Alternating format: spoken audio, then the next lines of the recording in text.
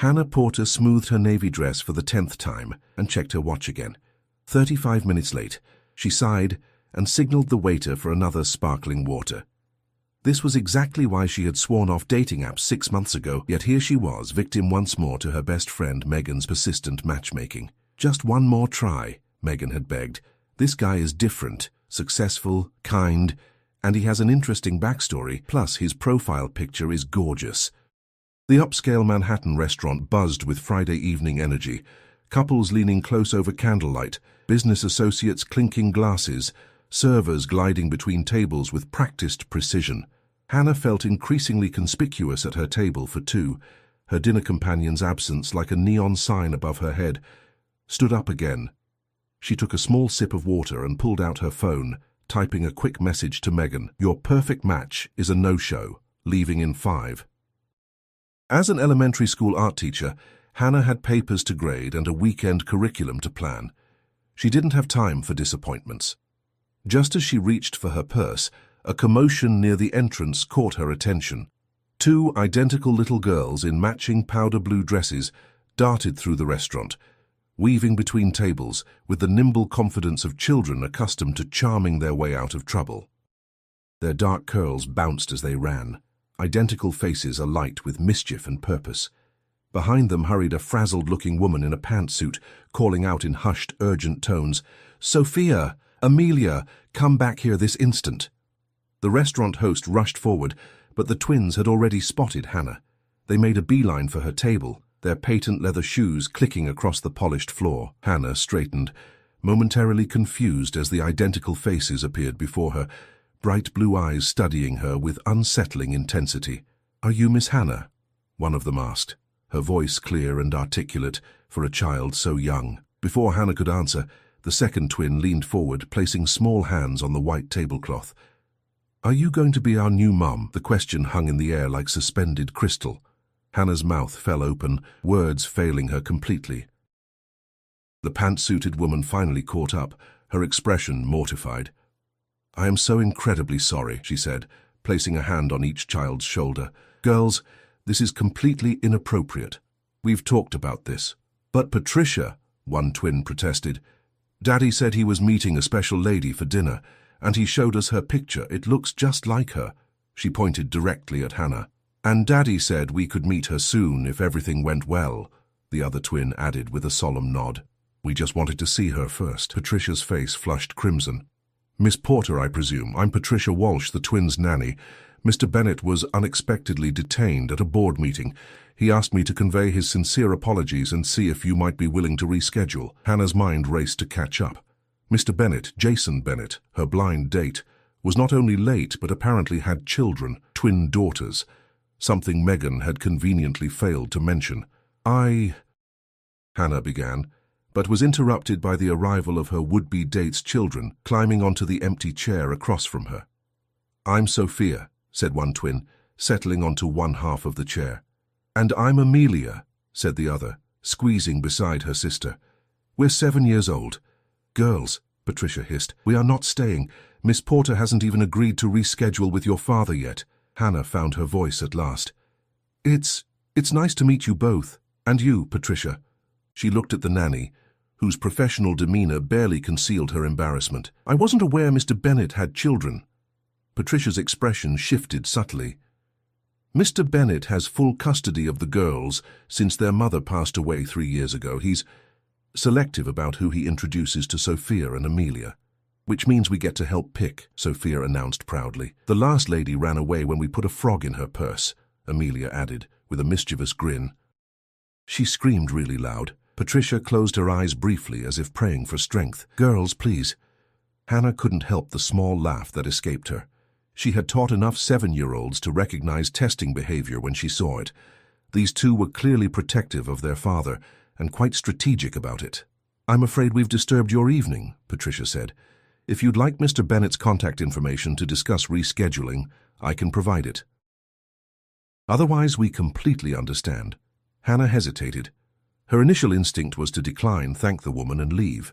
Single motherhood had never figured into her dating plans, let alone instant motherhood to twin 7-year-olds. Yet something about the girls' bright, intelligent faces gave her pause. "Do you like art?" Hannah found herself asking. "I teach art at Westside Elementary." The twins' eyes widened simultaneously. "We love art," Amelia exclaimed. "Daddy built us a whole art studio at home," Sophia added, "with real paints and everything." "An art studio?" Hannah echoed, genuinely surprised. Most parents she knew struggled to tolerate finger paints at the kitchen table. Patricia's expression softened. Mr. Bennett converted one of the rooms in their home. He believed strongly in encouraging the girls' creativity. A text chimed on Hannah's phone. "Megan, please tell me you're still there. Jason just texted me that he's running late. Board meeting emergency. He sounds really upset about keeping you waiting." Hannah looked from the message to the twins, who were now leaning across the table to peek at her phone case, a Van Gogh Starry Night design she'd special ordered. "That's Daddy's favorite painting," Sophia whispered, as if sharing a profound secret. "He has the real one." "Not the real one," Patricia corrected gently. "A very good reproduction. It's in his office," Amelia confided. "He says it reminds him that even the darkest nights have stars." Something fluttered in Hannah's chest, a feeling she couldn't quite name. She should be annoyed, even angry, yet instead, she found herself curious about the man who built an art studio for his daughters and appreciated Van Gogh. "Patricia," Hannah said finally, "please tell Mr. Bennett that I understand emergencies happen. I'd be open to rescheduling." She hesitated, then added with a small smile toward the twins, "Though perhaps next time we could meet somewhere more child-friendly." The twins' faces lit up with matching grins. "Like the zoo?" Sophia suggested eagerly. "Or the Children's Museum," Amelia countered. "Girls, Miss Porter hasn't agreed to meet all of us," Patricia cautioned. "She was referring to meeting your father." "Actually," Hannah said, surprising herself, "I wouldn't mind meeting somewhere the girls could join us. At least for part of the time. After all, they were clearly a package deal." Suddenly, Patricia's phone buzzed. She checked it, and her eyebrows rose. "It's Mr. Bennett. He's just pulling up outside." The twins immediately scrambled off the chair, their excitement palpable. Hannah felt a strange flutter of nerves. What had she just agreed to? "Daddy's really handsome," Amelia informed her seriously. "And rich," Sophia added. "Like, super rich. He has his own helicopter." "Girls!" Patricia scolded, though Hannah caught the slight curve of amusement on the nanny's lips. "It's true," Sophia insisted. "Daddy says we shouldn't talk about money, but everyone knows anyway." Hannah's momentary confidence wavered. Helicopter rich? What had Megan gotten her into? Before she could reconsider, a tall figure appeared at the restaurant entrance. Even from a distance, Hannah recognized him from his profile picture. Dark hair, broad shoulders, classically handsome features. The maitre d' was gesturing toward their table, and Jason Bennett's eyes found hers across the crowded restaurant. And in that moment, as he began walking toward her with an expression of mingled apology and hope, Hannah realized she was about to find out if fairy tales sometimes started with twin little matchmakers and a very late blind date. Jason Bennett approached their table with the confident stride of a man accustomed to entering rooms where everyone knew his name. Up close, his features were even more striking than in his dating profile picture. Strong jawline, intense brown eyes, and dark hair, with just a touch of silver at the temples. He wore an expertly tailored suit that suggested money without flaunting it. "Hannah," he said, his deep voice carrying a note of genuine apology. "I'm Jason. I'm incredibly sorry for keeping you waiting." Before Hannah could respond, the twins launched themselves at their father. He caught them with practiced ease, as if this was their standard greeting, momentarily transforming from polished executive to doting dad. "We found her, Daddy," Sophia announced. "She likes art just like you," Amelia added importantly. Jason's eyes widened slightly as he glanced from his daughters to Patricia, comprehension dawning. "I see you've already met the welcoming committee." He set the girls down gently and extended his hand to Hannah. "I hope they haven't scared you off entirely." Hannah accepted his handshake, noting the warmth of his palm against hers. "They're quite persuasive advocates, actually. They can also be little troublemakers when they put their minds to it," he said, giving the twins a pointed look that held more affection than admonishment. "Did you two escape from Patricia again?" "We didn't escape," Sophia protested. "We strategically relocated," Amelia clarified with impressive vocabulary for a 7-year-old. Jason's laugh was genuine and warm. He turned to Patricia. Thank you for corralling them. Would you mind taking them home? I've kept Miss Porter waiting long enough, and I'd like to salvage what's left of our evening if she's willing. Patricia nodded, gathering the twins' small purses. Come along, girls. Your father and Miss Porter need adult time. The twins exchanged a look that Hannah immediately recognized as silent twin communication. After a moment of apparent deliberation, they both turned to her. Will you come see our art studio sometime? Sophia asked. We could show you our paintings, Amelia added. Hannah felt Jason's gaze on her face, watching for her reaction. She smiled at the girls. That sounds lovely. Maybe someday. This seemed to satisfy them, and they allowed Patricia to lead them away, though not without dramatic backward waves and blown kisses. Jason watched them go with unmistakable pride in his eyes before turning back to Hannah. I apologize again for being late, and now for the ambush, he said, taking the seat across from her. The board meeting ran over, and then my phone died. By the time I could charge it enough to function, I had 6 missed calls from Patricia. It happens, Hannah replied, though in her experience it typically didn't happen with emergency board meetings and nannies. Her past dates' excuses usually involved forgotten Metro cards or Netflix binges that ran too long. I appreciate your understanding, Jason said, signaling for the waiter, and your patience with Sophia and Amelia. He paused, searching for the right word. Enthusiastic. They're delightful, Hannah said honestly, though they did mention something about putting a frog in someone's purse. Jason winced, then laughed. Ah yes, the infamous frog incident. In their defense, it was only a small frog, and to be fair, Melissa had told them she absolutely adored all animals. They were just testing her statement. Scientific method at work, Hannah observed with a smile. Exactly, Jason replied, looking both surprised and pleased at her understanding. They're extremely bright, sometimes terrifyingly so. After they ordered, Jason apologizing again for making her wait so long for dinner, a momentary silence fell between them. Hannah used the opportunity to study him more closely. Despite his obvious wealth and status, there was something approachable about him.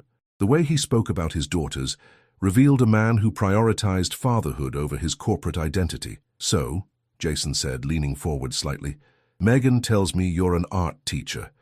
The girls were clearly excited about that. I teach elementary school art, Hannah confirmed. I've been at Westside for 6 years now. You must have incredible patience.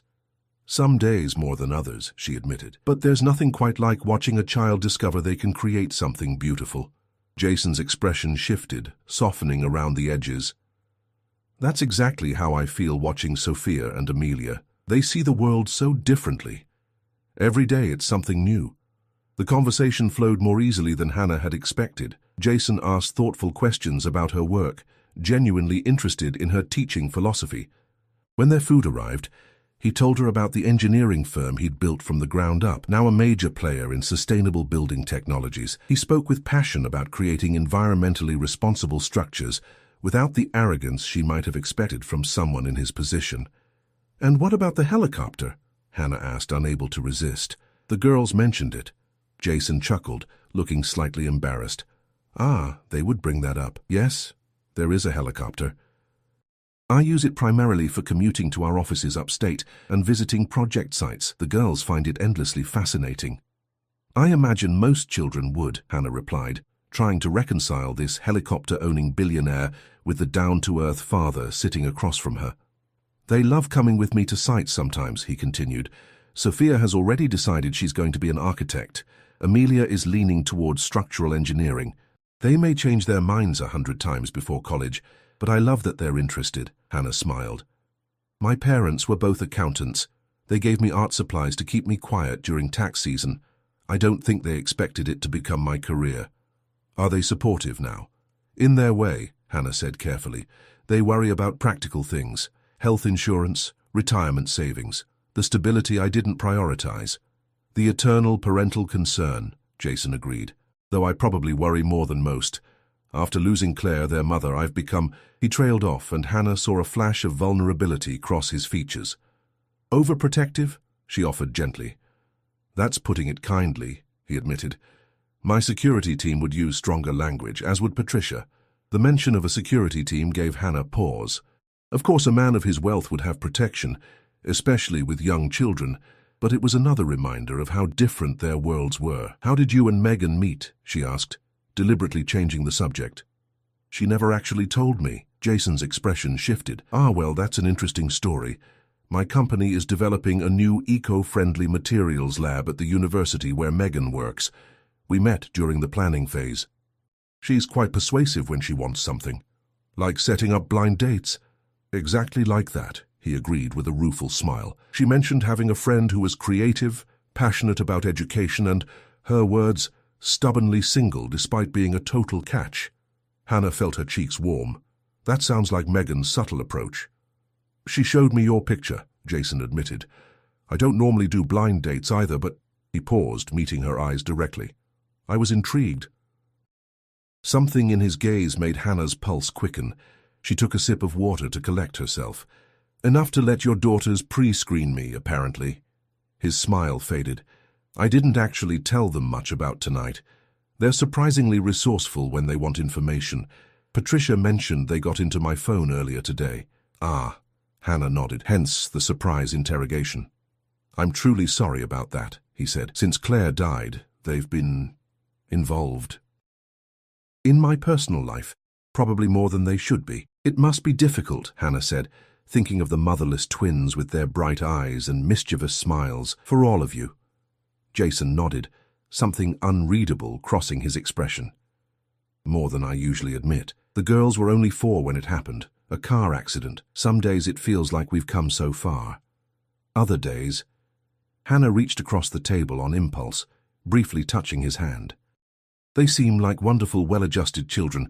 That says a lot about you as a father." His eyes met hers, surprise and gratitude mingling in his gaze. For a moment, neither spoke, a current of understanding passing between them.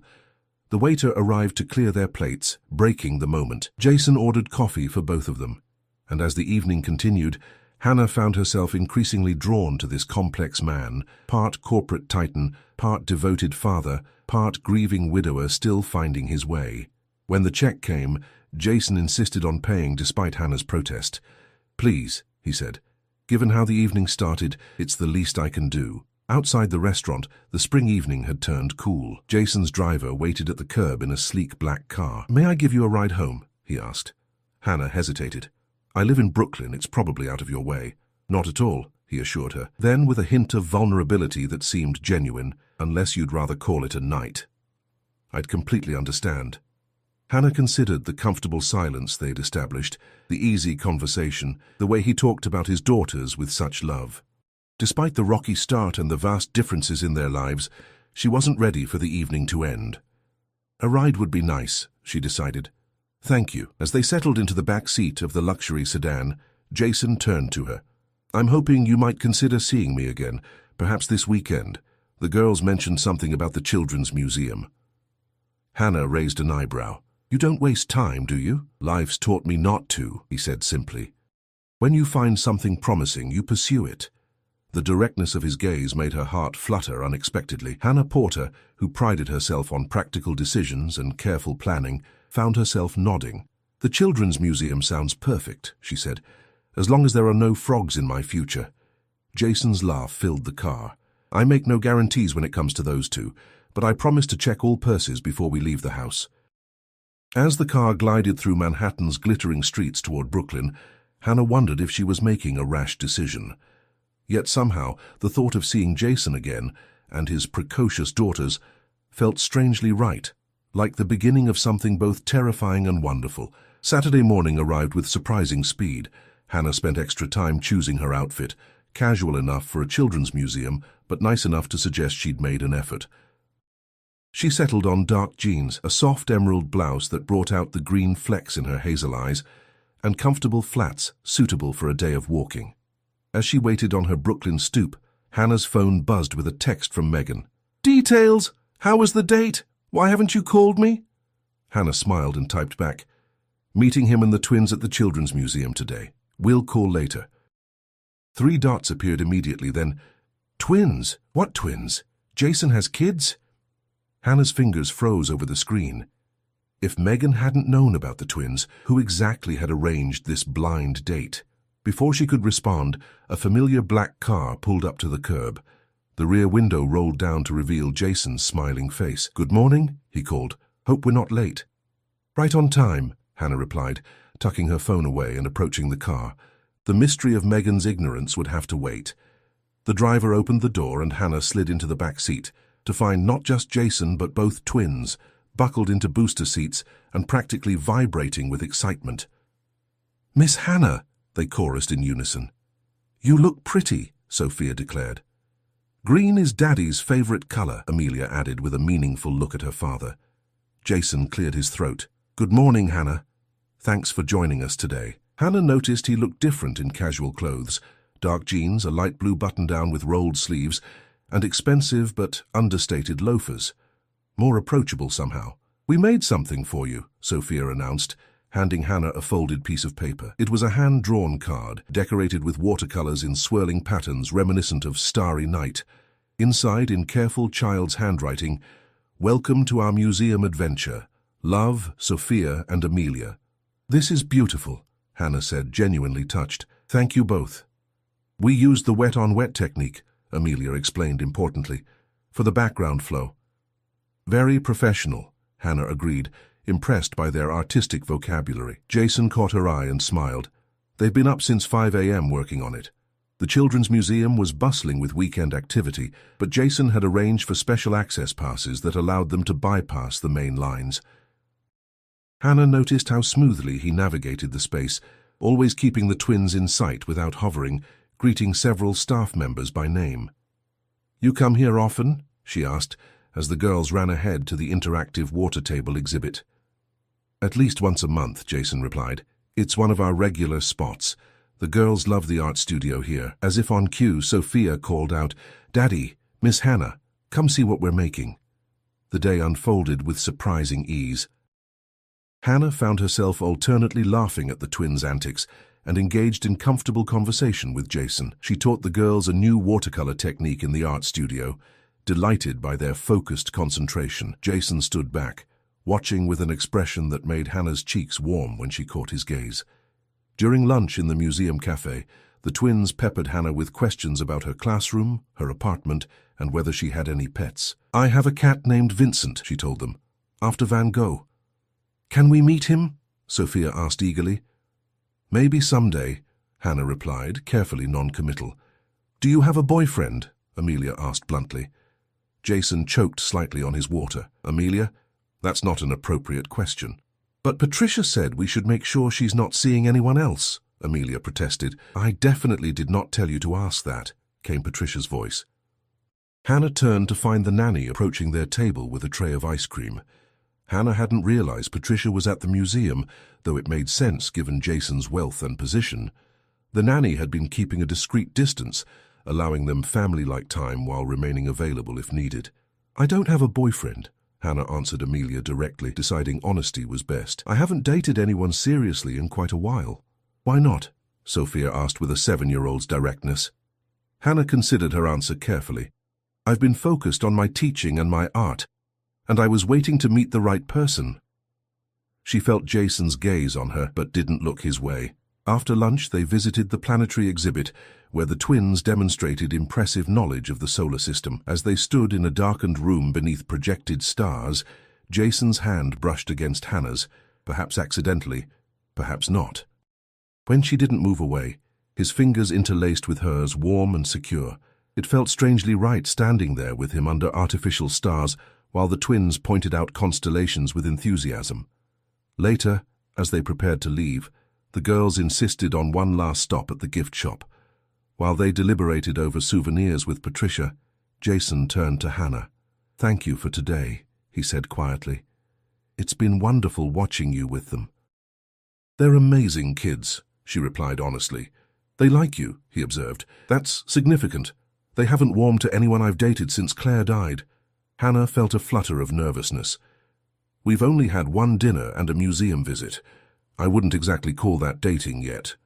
Jason's expression grew serious. "I don't do this casually, Hannah, not with the girls involved." He hesitated. "I know it's a lot, my life, my circumstances, but I'd like to see you again. Just us this time." Before Hannah could respond, her phone buzzed insistently, Megan calling. She silenced it, but the interruption had broken the moment. "Everything okay?" Jason asked. "Just Megan. She's been texting all day." Jason's expression flickered. "About us?"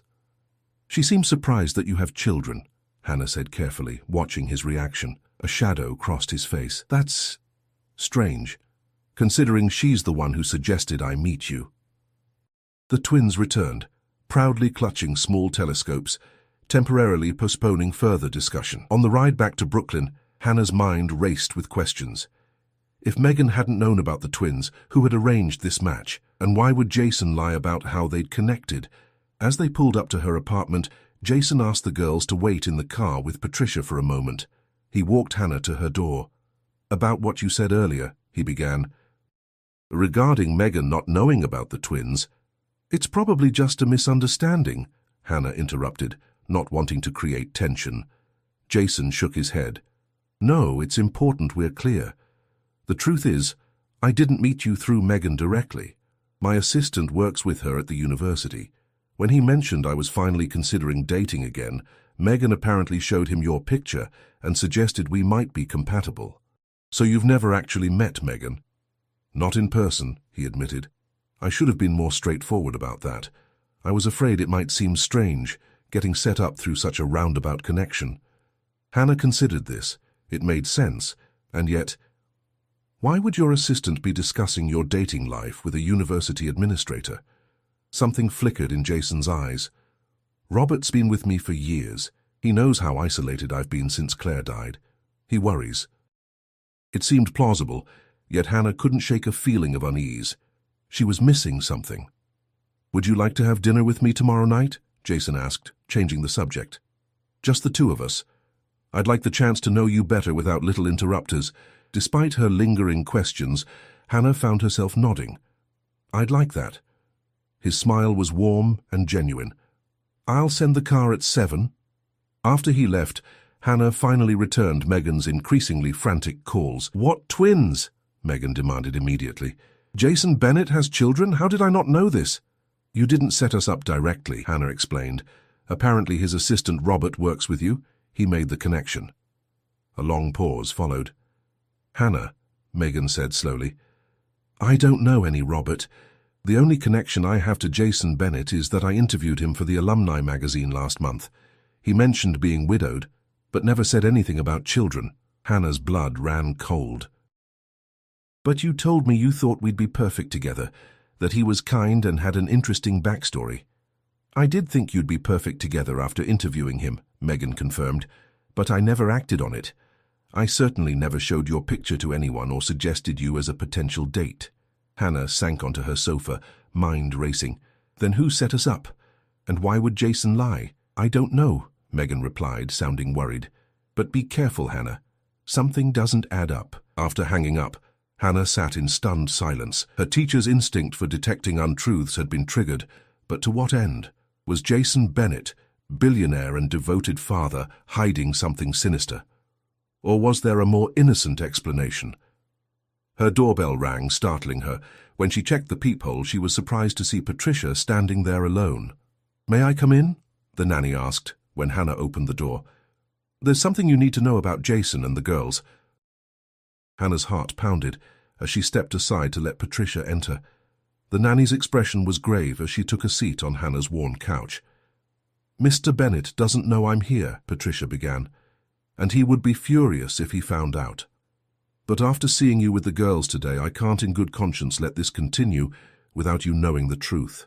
"What truth?" Hannah asked, her voice barely above a whisper. Patricia met her eyes directly. "The story about how you and Jason were connected. It wasn't a miscommunication or misunderstanding. It was deliberately orchestrated." "By who?" "By the twins," Patricia said.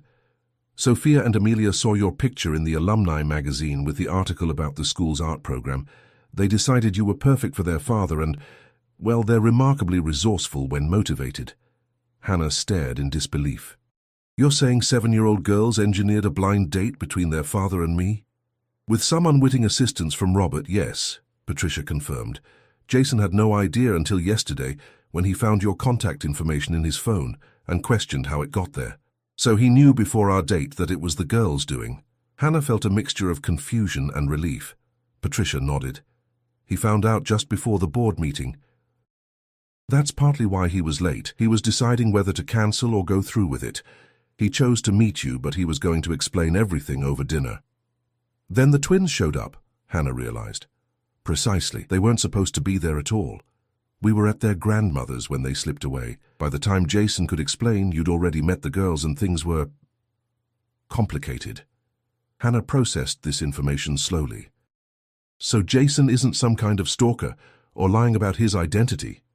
Patricia actually laughed. No, nothing like that. He's exactly who he seems to be.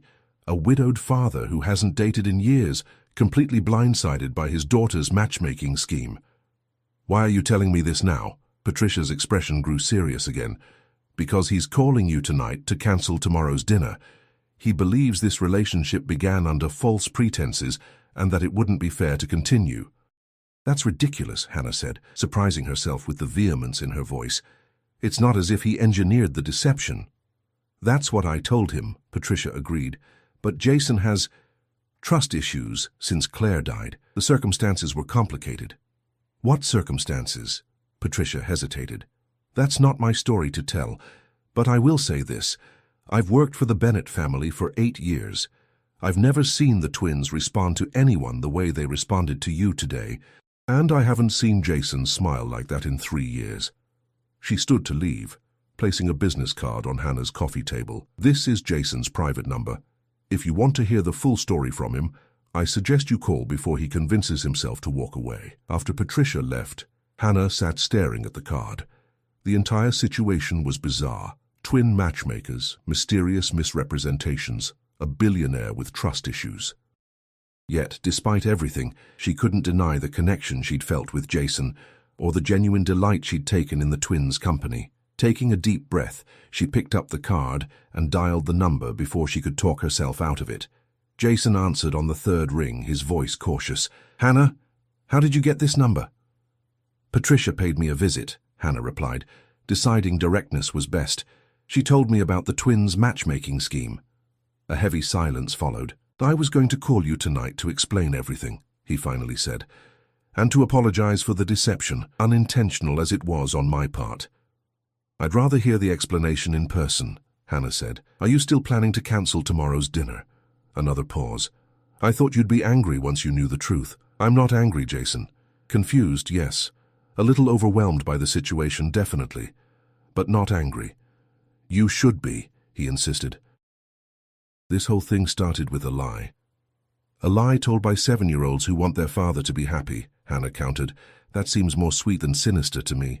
She heard him exhale slowly. There's more to the story. Things you should know before we go any further. Then tell me tomorrow, over dinner, as planned. When he spoke again, Hannah could hear the smile in his voice. You're remarkably understanding about all this. I'm an elementary school teacher, she reminded him. I deal with creative storytellers every day, though I'll admit Sophia and Amelia take it to another level. You have no idea, Jason said with a soft laugh. After they hung up, Hannah sat wondering if she was making a mistake. The rational part of her brain suggested proceeding with caution, yet something deeper, more intuitive, told her there was something genuine worth exploring with Jason and his daughters. The following evening, Jason's car arrived precisely at 7. This time he was waiting inside alone, dressed in a dark suit that highlighted his broad shoulders. He greeted Hannah with a warm smile that contained equal parts hope and apprehension. You look beautiful, he said as she settled beside him. Thank you. Hannah smoothed her burgundy dress, a splurge she rarely had occasion to wear. Where are we going? Somewhere private, Jason replied, where we can talk without interruption. The car took them across the Brooklyn Bridge into Manhattan, eventually pulling up to a nondescript building in Tribeca. Jason led her through a private entrance and into an elevator that required a key card. My apartment, he explained, noting her questioning look. The penthouse. I thought about a restaurant, but given what we need to discuss, privacy seemed important. The elevator opened directly into a stunning space with floor-to-ceiling windows offering panoramic views of the city. The decor was sleek but comfortable, clearly designed with children in mind despite the luxury evident in every detail. The girls are with their grandmother tonight, Jason said, leading her to a sitting area where a private chef was arranging an elegant dinner. I wanted us to have uninterrupted time. After the chef discreetly departed, leaving their meal warming, Jason poured 2 glasses of wine and sat across from Hannah. I need to start at the beginning, he said, his expression serious. With Claire. He took a deep breath. Claire and I met in college. She was brilliant, a financial prodigy who could see patterns in markets that others missed. We built my company together, though she stayed behind the scenes by choice. When the twins were born, she stepped back further, but she was still involved in major decisions. Hannah listened quietly, sensing this background was important. 3 years ago, Jason continued, Claire discovered financial irregularities in our company accounts. Someone was siphoning funds, small amounts, cleverly disguised, but she noticed the pattern. She began investigating privately. His voice grew strained. The night of her accident, she called me saying she knew who was behind it and was coming home with proof. Her car went off the road on a clear night with no other vehicles involved. The police called it a tragic accident. She must have fallen asleep at the wheel. But you don't believe that, Hannah said gently. Jason's eyes met hers. I've never believed it. Claire was meticulous, careful. She never would have driven tired, especially knowing the girls were waiting for her. Did you tell the police your suspicions? Of course. They investigated but found nothing conclusive. No evidence of tampering with the car, no witnesses, and Claire's proof, whatever it was, vanished with her. Hannah felt a chill despite the warm room. You think someone deliberately caused her accident? Jason nodded grimly. I believe whoever was stealing from us eliminated the threat Claire posed. After her death, I hired private investigators. They uncovered the embezzlement scheme but couldn't conclusively link anyone to Claire's death. Did they identify who was stealing? Hannah asked. Her network of shell companies ultimately traced back to my former CFO, Robert Klein. Hannah's breath caught. Robert? The assistant who supposedly connected us through Megan. The very same, Jason confirmed. He disappeared before he could be arrested, taking millions with him. He's been in hiding ever since, presumably overseas. But what does this have to do with the twins setting us up? Jason set down his wine glass. After Robert disappeared, I became paranoid. I installed advanced security systems everywhere, limited the twins' public appearances, screened everyone who came into contact with us. He looked at her directly. When the girls showed me your picture from the magazine, claiming Megan had recommended you, I was suspicious. I had my security team check your background thoroughly. Everything came back clear. You were exactly who you appeared to be, a dedicated teacher with no connection to Robert or anyone else from my past. So you agreed to meet me, Hannah concluded. I did, Jason admitted. I was curious what angle might be at play. When I discovered the twins had engineered the whole thing, hacking my phone, creating fake texts from Megan, I was stunned. They'd never done anything like that before. They must have been very motivated, Hannah observed. Jason's expression softened. They miss having a mother figure. Since Claire died, they've rejected every woman I've considered dating. Until you, he leaned forward. I was going to cancel our date. Then I saw your picture again, really looked at it, and something made me decide to at least meet you once. When I finally arrived at the restaurant and saw you with the girls, something just clicked. Hannah felt warmth spreading through her chest. I felt it too, she admitted, even with the strange circumstances. After our date, Jason continued, I had my security team do one final exhaustive check, looking for any possible connection to Robert or the embezzlement scheme. They found nothing. Is that standard procedure for all your dates? Hannah asked, only half joking. There haven't been many, Jason replied honestly. And yes, I've been careful, probably too careful. The twins have accused me of not giving anyone a real chance. Smart girls. Too smart sometimes, he agreed with a wry smile. When Patricia told me she'd gone to see you, I was furious, then terrified you'd want nothing more to do with us. It's a lot to process, Hannah acknowledged, but I'm still here. Jason reached across the table, taking her hand in his. I need you to understand what you'd be getting into, Hannah. My life isn't normal. There are security considerations, public scrutiny, the responsibility of the twins, and there's the unresolved matter of Claire's death, a shadow that still hangs over us. Are you trying to talk me out of seeing you again? Hannah asked. I'm being realistic, he replied. You deserve to know exactly what you'd be walking into. Hannah considered his words carefully. The rational part of her brain was throwing up caution flags: billionaire widower, possible corporate murder, precocious twin daughters with hacking skills. It was a far cry from her quiet life of teaching art and feeding her cat. Yet she couldn't deny the connection she felt with Jason, or the way the twins had wormed their way into her heart in just 2 meetings. There was something genuine here, something worth exploring, despite the complications. "I appreciate your honesty," she said finally. "And I understand your concerns, but I'd like to see where this goes, Jason. Step by step." Relief and hope flooded his expression. He squeezed her hand gently. "I'd like that too." Their dinner conversation shifted to lighter topics: the twins' latest art projects, Hannah's upcoming school exhibition, their shared love of architecture. As they talked, the connection between them deepened, comfortable and natural, despite their different worlds. After dinner, Jason gave her a tour of the apartment, including the girls' art studio, a light-filled room with professional-grade supplies and walls covered in their creative works. "They're genuinely talented," Hannah observed, studying a particularly impressive watercolor seascape. "They get that from Claire," Jason said. She was artistic too, though she rarely had time for it. In his home office, Hannah noticed the promised Van Gogh reproduction. "The girls weren't exaggerating about Starry Night," she said, admiring the piece. "It was Claire's favorite," Jason explained. The twins remembered that detail. They remember everything about her. "That's beautiful," Hannah said softly, "that you keep her memory alive for them." "I want them to know who she was," he replied. "Her brilliance, her kindness, even as they connect with someone new." His gaze held meaning, and Hannah felt a flutter of anticipation. Standing in the dim light of his office, the city sparkling beyond the windows, she felt the distance between them closing. Jason moved closer, his hand gently brushing her cheek. "I haven't felt this way in a long time," he admitted. "It's terrifying and wonderful at once." "I know exactly what you mean," Hannah whispered. When he kissed her, it felt like the most natural thing in the world, gentle at first, then deepening with shared emotion. Hannah felt herself responding, her arms encircling his neck as the kiss stretched into something profound and promising.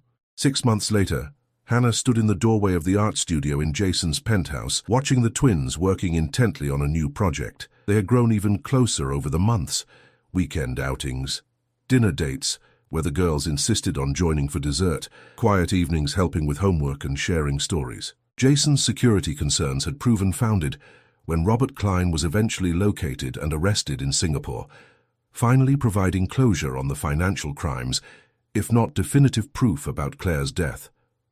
The news had brought a measure of peace to the Bennett household. "What are you two working on so seriously?" Hannah asked, entering the studio. The twins exchanged their secret look. "It's a surprise," Sophia answered. "For you and Daddy," Amelia added. "No peeking until it's finished." "Fair enough," Hannah agreed, kissing each girl on the top of her head. "Dinner in 20 minutes. As she turned to leave, Sophia called out, "Hannah, are you going to live here with us someday?" The directness of the question caught Hannah off guard. She and Jason had discussed their future, his cautious nature balanced by growing certainty about their relationship.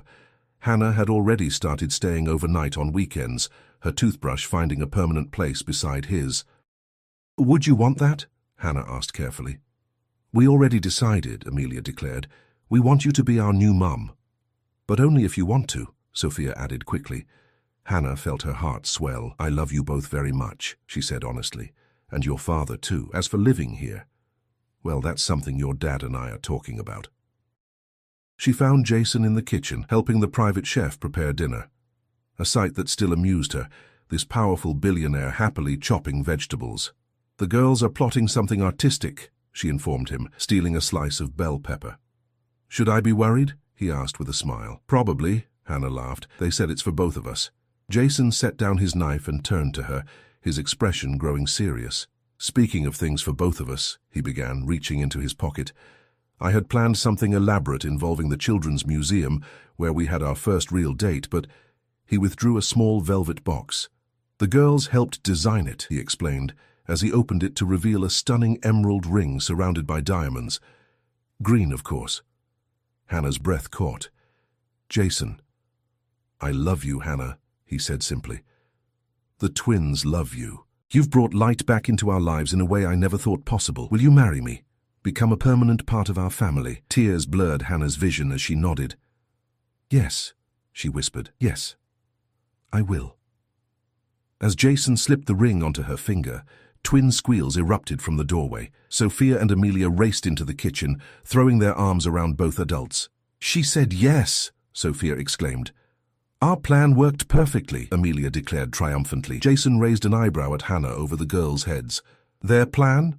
Hannah laughed through happy tears. Apparently it was all part of their grand design. We knew she was perfect for us from her picture, Sophia explained. And we were right, Amelia added with satisfaction. As Jason gathered all three of them into his arms, Hannah realized that what had begun with a blind date ambush had transformed into something remarkable.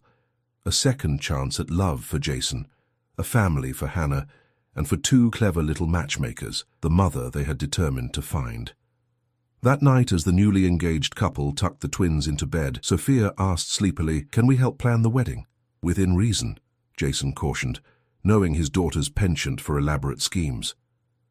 "And Hannah," Amelia murmured, already half asleep, "you don't have to worry about frogs in your purse ever again, we promise." Hannah laughed softly, brushing dark curls from the child's forehead. "I appreciate that." Later, standing by the windows overlooking the city, with Jason's arms wrapped around her, Hannah reflected on the extraordinary journey that had brought her here. From a lonely blind date to becoming mother to twins and wife to a man she deeply loved, all because two determined 7-year-olds had decided she was the one. "Penny, for your thoughts?" Jason asked, pressing a kiss to her temple. "I was just thinking," Hannah replied, "that sometimes the most unexpected beginnings lead to the most perfect endings. Or," Jason suggested, turning her in his arms to face him, "the most perfect beginnings." As they sealed this new promise with a kiss, Hannah knew that while their path had been unusual, their destination was exactly where she was meant to be. In this home, with this man, and the two little matchmakers sleeping down the hall who had changed all their lives forever.